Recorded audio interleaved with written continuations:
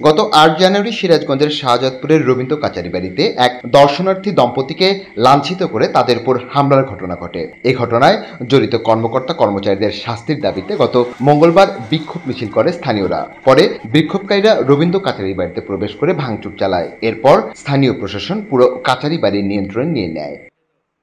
এই ঘটনাকে কেন্দ্র করে বুধবার সকাল থেকেই কাচারি বাড়িতে অনির্দিষ্টকালের জন্য দর্শনার্থী প্রবেশে নিষেধাজ্ঞা জারি করে কর্তৃপক্ষ।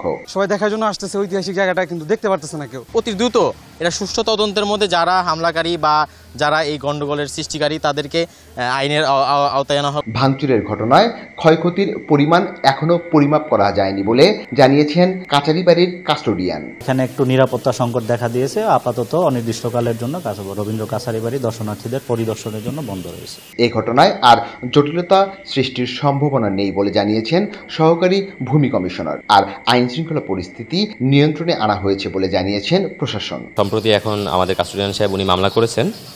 এখন মামলা পরবর্তী ব্যবস্থা আমাদের থানা পুলিশ ওনারা ব্যবস্থা নেবেন। যারা এই ঘটনার সাথে জড়িত তাদের আমরা ভিডিও ফুটেজ থেকে শনাক্ত করে গ্রেপ্তারের চেষ্টা অব্যাহত আছে। এই ঘটনায় প্রত্নতত্ত্ব অধিদপ্তরের উপপরিচালক শেখ কামাল হোসেনকে প্রধান করে ৩ সদস্যের তদন্ত কমিটি গঠন করা হয়েছে। সুজিত সরকার, বৈশাখী সংবাদ, সিরাজগঞ্জ।